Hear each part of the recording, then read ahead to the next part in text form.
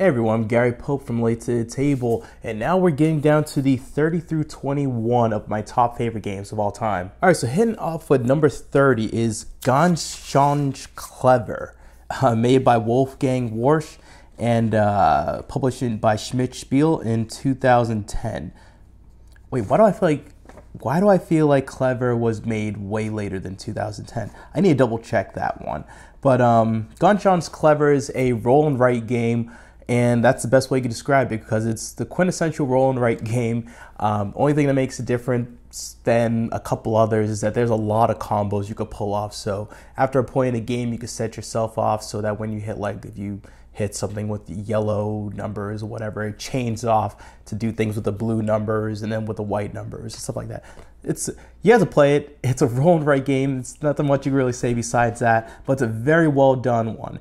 And the reason why this is so high up on my list, I'm not gonna lie at all, is because of the app. The game itself, I played it a few times in person, and I enjoyed it a lot when I played it those few times. But I don't think it would have pushed it to be a game in my top 100. But then when I played the app is just addictive. I played it. There was one time when I bought the app, and then I went to the airport, and I had to travel from Boston or something like that all the way to like Las Vegas, whatever. I played it the entire time I was in the airport while I was traveling and everything. And I think I played like maybe a total of like 60 plus games during that entire time I was traveling. It was great, and I've just been hooked to the app ever since. But Ganz Schön Clever, great game, very fun roll and write game. Definitely get the app, so can't recommend it enough on that. So that's number 30, Ganz Schön Clever, whatever. Now number 29 is going to be Werewords, made by Ted Alspach and Bezier Games. It's made in 2017. Now Werewords is a real fun game because it's similar to another game it's actually up on my list, Insider. But it's similar in which what you're doing is that there's two factions essentially. There's the good guys, and then there's the werewolf, or the person who knows a word. And what essentially they're trying to do is that they're playing a game of 20 questions while everyone's trying to figure out the word, but at the same time, the werewolf's trying to have the people not figure out the word correctly. And then at the end of the game, depending on if they were able to guess the word correctly or not, then they at that point are able to vote on who they think is the werewolf, who's the person trying to screw them up. Now, Werewords is a really fun game. It's a great game for people to get people that are not exactly gamers into games because it's just 20 questions and you add one more element to it. And it's a real fun game. I've been having a lot of fun with it. The funny thing is that Insider's actually ranked up higher, and I'll get as to why that is. But but I've been really enjoying Werewords. It's a fun game, especially the new deluxe version with all of the new roles and stuff in it. It makes it more of a gamer's game. But yeah, it's a couple little things that adds to it, which I'm not exactly sure if I personally like it or I don't like it. I'm not sure. But that's number 29, Werewords. Now number 28 is going to be Magic Maze, made by Casper Lapp and published by Sit Down, and it's made in 2017. Now Magic Maze has been honestly my go-to game for a lot of events over the past year or so. It's just such a simple game to teach people that's not like other games people have played. You can play it in all sorts of different environments. It's just a hilarious, fun game. What Magic Maze is a co-op game where everyone is working to essentially rob a mall. They're trying to get these 4 pawns to these areas, and once they get to the areas, then they're trying to then exit the entire mall. And they're doing this all cooperatively, except the thing is though is that each of them can only do one action. There's my dog's behind me making a ton of noise. Hey Copa. All right, I think he's done. Just like walking around the house with a bone and then just decides dropping it like on the hardest part of the ground. All right, so I'll explain it again. So what's happening in Magic Maze is that you have 4 pawns. They're all different colors, and they're trying to get to their respective stores, their areas. And then after they get to the areas, and they all have gotten to their areas, and they're trying to then leave the map at that point. And there's areas on the board where they can leave the map.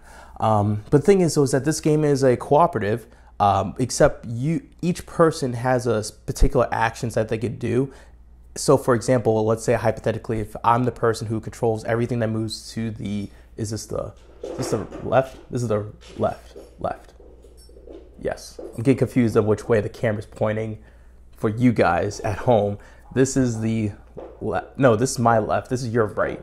This is your right. Okay. So, you guys are, let's say hypothetically, I'm the person who controls everything that moves to the right. I'm the only person who can move anything to the right, and I'm pushing everything to the right. And then there's another player who all they can do is move things down, and that's all they're doing. And that's essentially what everyone has. They have different directions that they could go in. And some people might have some special actions, like they may be the only person who can move people up and down escalators and stuff like that. It's a hilarious game. It's fun because the biggest quirk about it is that you can't talk at all. You get this one red pawn, this big red pawn that you can pick up and slam in front of people. And that's the only form of communication you can have. But it's a real funny game. I've been playing that game everywhere, but that's Magic Maze number 28.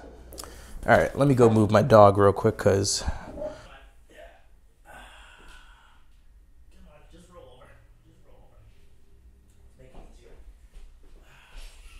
All right, number 27 is going to be Spyfall, made by Alexander Ushan, and it's published by Cryptozoic Entertainment. It's made in 2014. Now, Spyfall is one of those social deduction games in which I need to play more. And this is both including Spyfall 1 and Spyfall 2, by the way. The way Spyfall works is like this. Everyone's going to receive a location, except for one person. That person's a spy. And then everyone's going to know the location, and everyone's going to be asking each other questions one at a time. And they're just trying to figure out who knows the location without giving out too much information as to what that location is, because the spy's always listening. And if the spy happens then be able to suss out what the location is, then they can win the game because they'll know what the location is. And Spyfall is just one of those games where it's just so fun. But I don't get to play it as much as other social deduction games because I think the reason why is that being the spy is a lot more stressful compared to other games when you're the bad guy and you need to lie and stuff like that, because one of the downfalls of Spyfall is that the spy can not know the location and then be asked questions first, and then they're just completely screwed at that point. But Spyfall, it's a hilarious game. It's one of the ones in which it's out of some of the moments that it brings are just some of the funniest things when I play it compared to other social deduction games. And it happens way more often too as well. But yeah, that's number 27, Spyfall. Okay, number 26 is going to be A Fake Artist Goes to New York. And this is made by Jun Sasaki, and it's made by Oink Games in 2012. Now, A Fake Artist Goes to New York, I'm going to put this down as the best social deduction game for younger people. And I don't even think it's really that close, because I've never seen a game work this well where you can get people of all ages playing the same social deduction game and everyone's having a blast. And it's not even like you need to tune yourself down to have to play with kids or anything like that. But this game just works. I don't know why. But what Fake Artist Goes to New York is that what it is that similar to Spyfall, everyone is going to know what a thing is, except for one person. That person is the spy, or the fake artist in this game. And everyone then is going to take a turn drawing just a line of, or just one continuous little line or whatever drawing thing of that indicates that they know what that thing is without giving too many clues about it. Very similar to Spyfall. And then everyone then, after everyone draws parts of the thing, everyone has to suss out who they think doesn't know what they're drawing. And it's just like Spyfall, but drawing, and it goes great. A lot of these social deduction games, they sometimes can take a little while for people to grasp what's going on. But for some odd reason, if Fake Artist Goes to New York, everyone just gets it. Even though it's the exact same game as Spyfall, but just with drawing, for some odd reason, just because there's drawing and you can see the physical aspect of it, and you don't have to worry about asking questions and having to do that whole mental flip part about it, it takes off a whole lot of stress off of people, and people are able to figure out how to play this game. I've honestly have seen kids as young as about 6 years old, play A Fake Artist Goes to New York with other adults and with other younger kids as well. And it just works. Like, I wouldn't, now, don't get me as, this is me saying that I would recommend you getting this for your 7-year-old, and then they'll run off and play this with other 7-year-olds, and they'll all get it without a problem. they may still need an adult there to guide things along and keep things organized, and keep things straight. But besides that, though, I could definitely see younger kids figuring this game out over time and then picking it up and doing very well at it. But that's A Fake Artist Goes to New York, number 26. Now, number 25 is going to be Insider, made by Kawaji Dachi Okano, Kito Shinma, Akihiro Itoi. And it's published by Oink Games. It was made in 2016. Now, Insider, this is the game that's like Werewords I was saying before. Actually, Insider came first, if I'm not mistaken. And it's the game where it's just 20 questions meets social deduction games, where one person is one person's the mastermind. They know what the word is, and they're doing the whole 20 questions thing. And then everyone else is normal people. And then there's one person who's the insider, who they know what the word is as well. And they're trying to help everyone figure out what the word is, but they don't want to give too much information so that then afterwards they can be figured out and outed, in other words. But everyone else's objective is to figure out who the insider is. But the Insider, it's a fun game. I think I'm really torn, but I might like it more than Werewords, even though, yes, it is up higher on the list. But I was really torn between these two, of which one I like more. And I think I like the Insider more because it's in a smaller package. I can throw this thing in my pocket. I can throw that box in my pocket, and I'll forget it's in my pocket. It's just another thing that's in my pocket. While Werewords, it comes in a much bigger box. Insider is a way more friendlier towards non-gamers.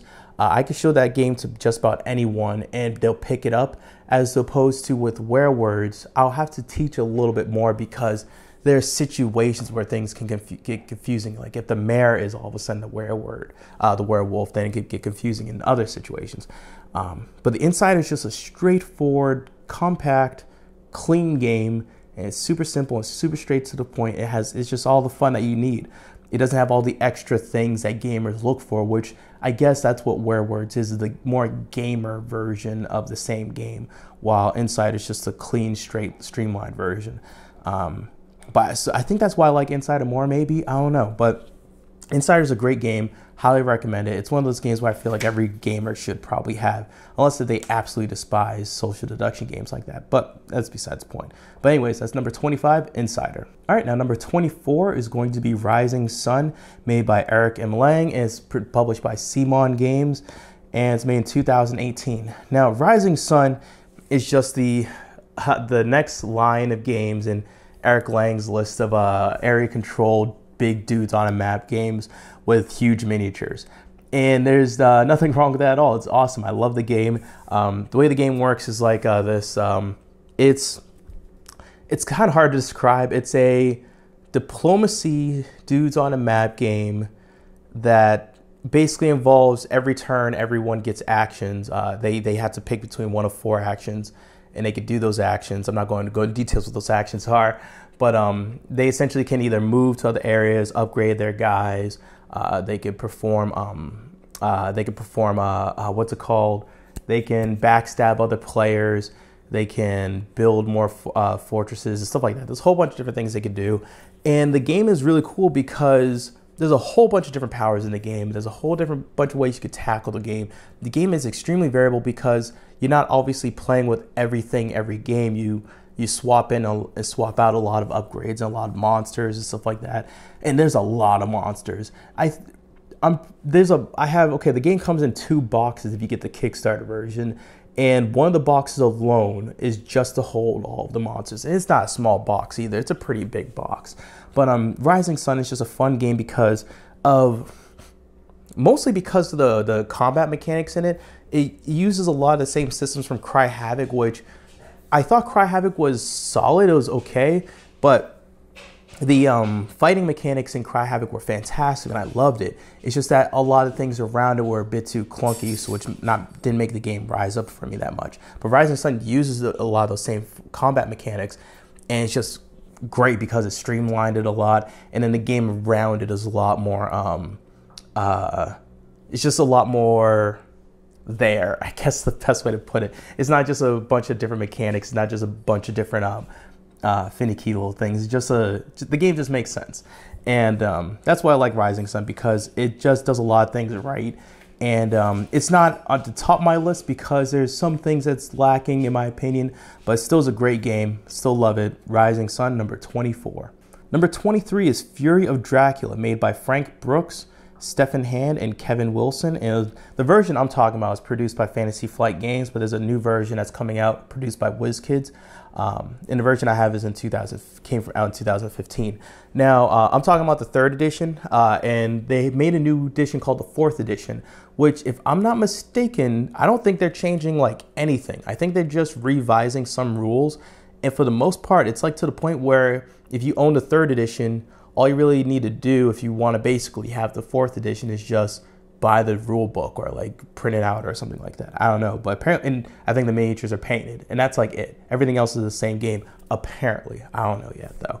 But anyways, Fury of Dracula, it's an awesome game because it's a 1 versus 4 game where there's 4 players chasing down Dracula in a hidden movement style game where Dracula is not seen on the map all the time, and he's playing cards of locations of where he's going, and you're basically trying your best to stumble onto those locations so you can find clues as to where Dracula's at and then hunt him down.